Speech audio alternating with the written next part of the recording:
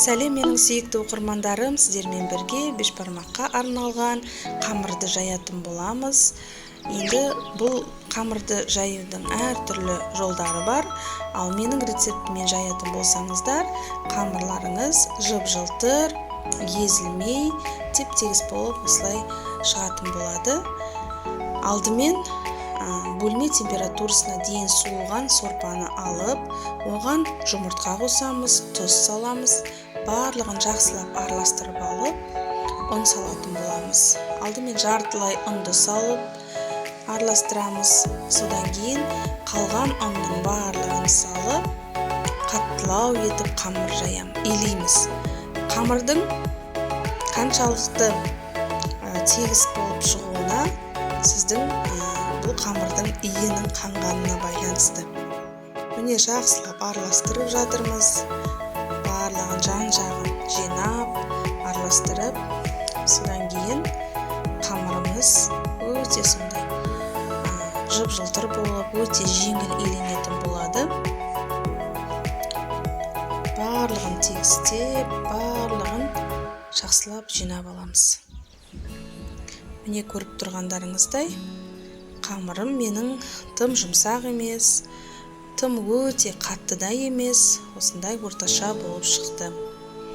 Енді бұл қамырды негізі мөлшеріне байланысты мен 2 дөңгелек қамырға жайған болатынмын. Егер бір қамыр жаятын болсаңыздар, онда сәл сорпаңызды аздау етіп алсаңыз болады. Бұны осындай пакетқа салып, үстін жауып қоямыз. 10 минутқа басында қою керек. Содан кейін алып, иін қандырғанша осылай жақсылап тағы да басып аламыз. Негізі уақытыңыз болса, бірнеше рет 5 минуттан қойып қайталасаңыз болады. Сол кезде жайылу өте тез, өте жеңіл болады. Мен осындай 2 бөлікке бөлдім. Біреуін алдын ала илей беремін, ал екіншісін осылай пакетке сала тұрамын. Ұнды көп сеппесеңіздер болады, сәл ғана ұн сеуіп, оқтаудың көмегімен қамырды жаямыз. Негізі сіздерге бір лайфхак айтып кетейін. Бұрын мен қамыр жайғанда қамырдың үстінен жаятын едім, үстінен басып. Ал негізі оқтауыңыз ұзын болатын болса, қамырды орағаннан кейін тек оқтаудан шеттерінен ғана ұстап тұрсаңыздар, қамырыңыз теп-тегіс болып, барлығы біркелкі болып жайылады. Ал қолмен үстінен басқан кезде ортасы немесе жандары жұқа болып, я болмаса ортасы жұқарып, жандары қалың болып кетеді. Ал оқтаудың жанынан басатын болсаңыздар, міне осындай біркелкі қамыр жайылады.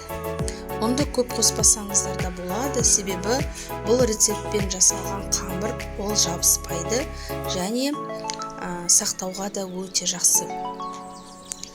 Міне қарап тұрғандарыңыздай, қамырым өте жақсы жайылып жатыр. Ұнды сәл ғана қостым. Оның көп болғаны бұл сорпамызды ағартып, сорпаны бүлдіреді.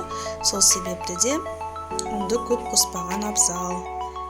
Міне қамыр мүлдем жабыспайды, қалай тартсаңыздар да, және үзіліп кетпейді. Өте сондай керемет қамыр жайылды. Осы қамырды енді бөліктерге бөліп, ыңғайлы етіп бөліп аламыз.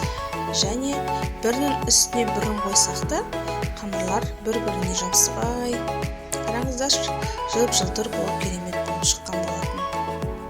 Осы рецептпен міндетті түрде жасап көріңіздер. Әсіресе жас келіндерге осы менің рецептім бойынша жасасаңыздар, өкінбейсіздер, қамырларыңыз керемет болып шығады.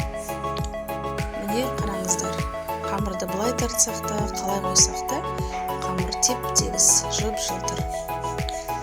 Сорпаға салып, бір 7-10 минуттай қайнатып,